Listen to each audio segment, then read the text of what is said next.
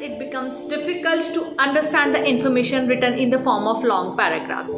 This is a common problem among students and few teachers too. Today's video is the solution to this very problem.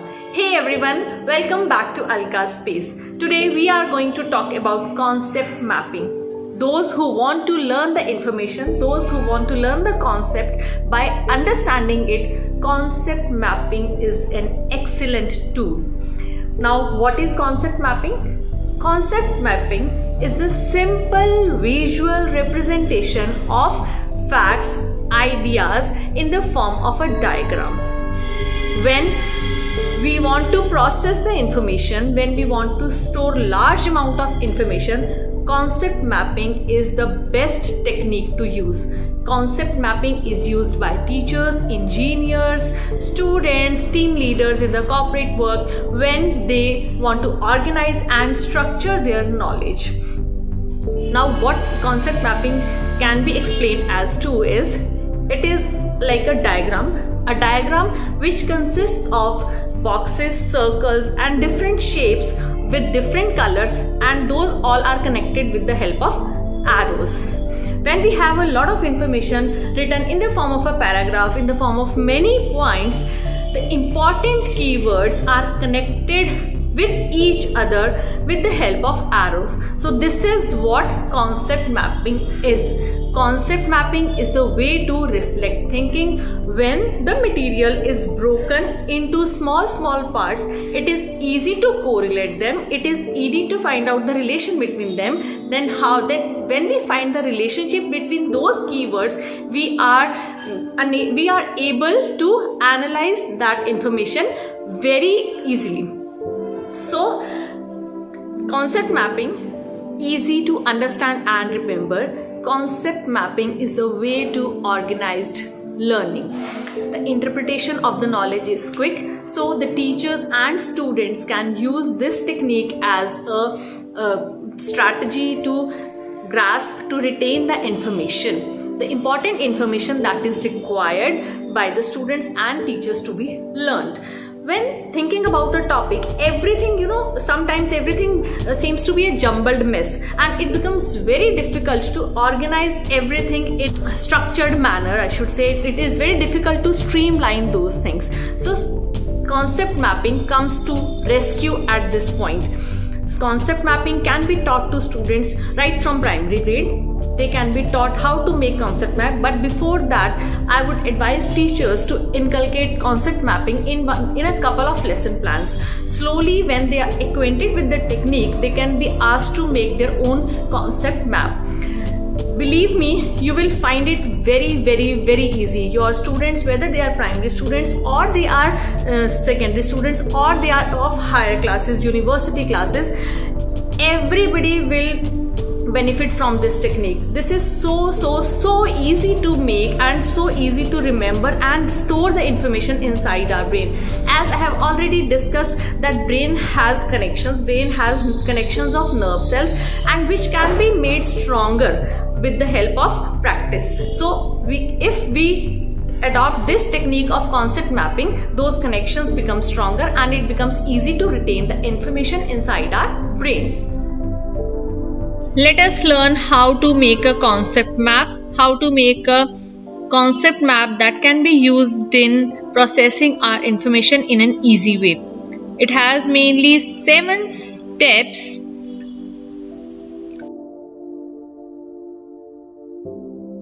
First is identifying the main topic. Identify your contents topic on what you are making a concept map.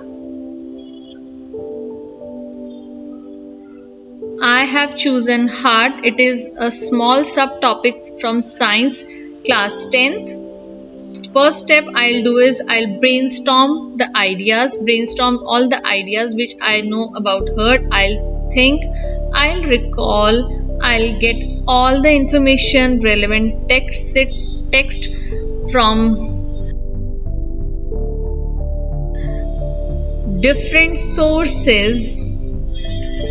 The information will be gathered from different sources like textbooks, internet, old notes, everywhere.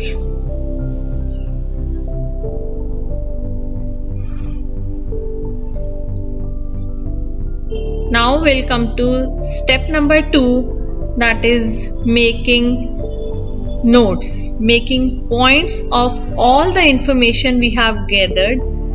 And here I am going to represent each point in the form of a word or a short term so that I can view all of them at a glance.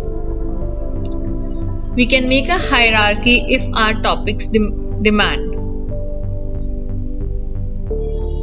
So see, this is all about heart, the content which is going to be covered: right auricle, left auricle, right ventricle, left ventricle.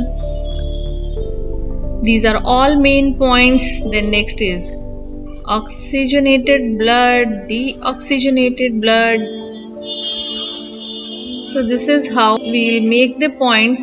All the points have been made, all the points have been written so that I have an idea that what is going to be there in the concept map. Step number 3 is having a layout, actually starting making a concept map.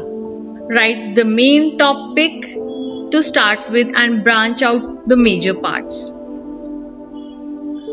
Further rebranch these points to show supporting details. Use boxes, circles or other shapes, make them colorful if your content demands. Step 4 is making meaningful connections, linking the written points with the help of arrows in order to show the relationship between the ideas. This is how we make a concept map. This is a very clear representation of the ideas of the concept we are going to learn. You can use equations, diagrams and symbols if applicable. This is included in step number 5, that is using equations, diagrams or symbols if they are applicable. Step number 5 is reviewing your concept map for its accuracy, logical representation and other details. Reviewing is very important so that we don't miss any point. The step 6, and then we move to step 7. If there are any changes to be made in the concept map, then these changes can be made in the last step so that all the information written on the concept map is accurate and to the point. 7th step is also very important, but yes, it can be applicable to somebody and it cannot be applicable to all who are making the concept map. So this is all about how we make the concept map. I have already made this concept map with various colors. Students will find it valuable thinking this way. What happens is, when we use concept mapping, it increases the attention span of the students inside the class. A topic can be brainstormed with the simultaneous mapping in the classroom. This can be done as a small group or as a whole group activity. Parents can also use this technique to teach their words at home. Now, everybody is now thinking, everybody will ask that why concept mapping is so important. What are the benefits of concept mapping? So let us jump to benefits of concept mapping. First and the foremost is making stronger connections. You already know that I have already made a video on this, that our brain consists of hemispheres, 2 cerebral hemispheres, right and left. Both hemispheres have different functions to perform and both have different things to control. So when we make a concept map, it uses both the hemispheres of brain, and this usage strengthens the connections between these 2 hemispheres. If you are not aware of what hemispheres are, how our brain works, click on the I button above and see the whole tutorial on how brain works. Secondly is, it becomes very easy to grasp and retain information. As I already said, it increases the attention span of the students. It also increases the attention span of the teachers. It becomes very easy to analyze the topic.